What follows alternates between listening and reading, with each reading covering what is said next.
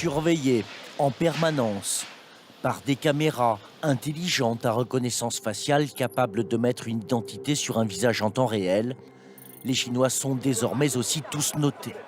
778 sur 950, 548 c'est moins bien, 748, un bon score. Pour l'instant, c'est une notation bancaire qui atteste de la bonne gestion des comptes et que tout le monde connaît ici. Je trouve ça bien d'être noté. Dans une société, il faut qu'il y ait des règles.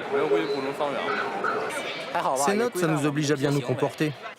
Ça peut vous paraître effrayant, mais en Chine c'est comme ça, on a l'habitude. De toute façon, on n'a pas le choix.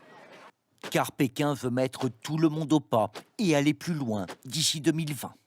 Il y aura de bons et de mauvais citoyens grâce au rassemblement de centaines de données provenant de banques, sociétés privées et des autorités.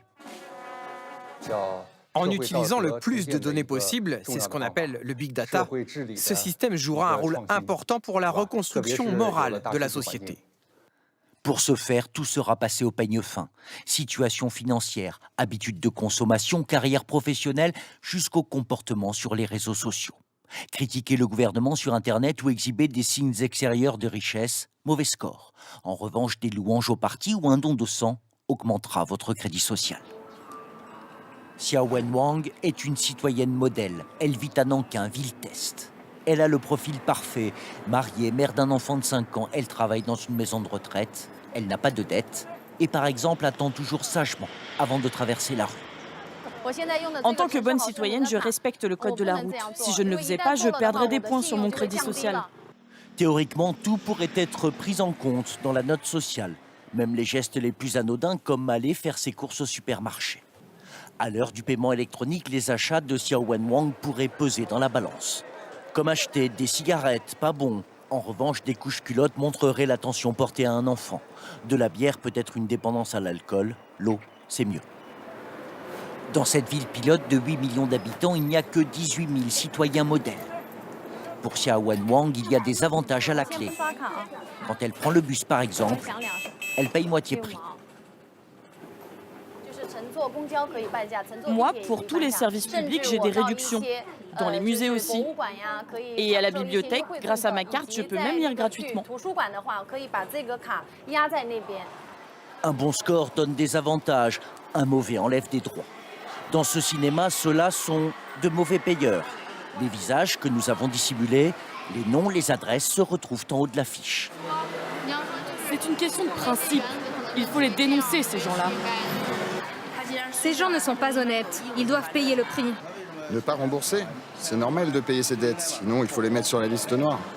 Cette liste noire, la voici, établie par la Cour suprême pour ces mauvais citoyens dont la note est tombée à 0. Elle concerne des entreprises, mais aussi 23 millions d'individus à ce jour. Parmi eux, un journaliste, Liu Ru. Il se serait approché d'un peu trop près des affaires de corruption de hauts responsables du parti.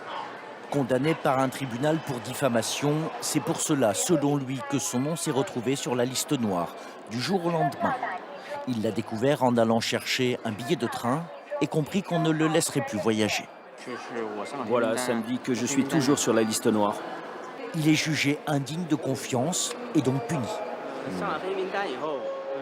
Une fois qu'on se retrouve sur liste noire, on ne peut plus avoir de crédit bancaire, ou créer une entreprise, acheter un appartement, ou même envoyer ses enfants dans une école privée. Rares sont ceux comme Liu Ru qui osent émettre une critique contre ce système que certains qualifient de dictature numérique. Je m'inquiète, car beaucoup de gens, je pense, n'auront plus de libertés individuelles comme moi. Nous vivrons tous avec plus ou moins de restrictions.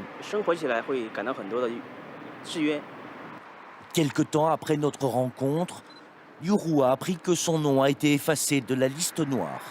Sa note sociale, elle était de 0, ne peut que s'améliorer.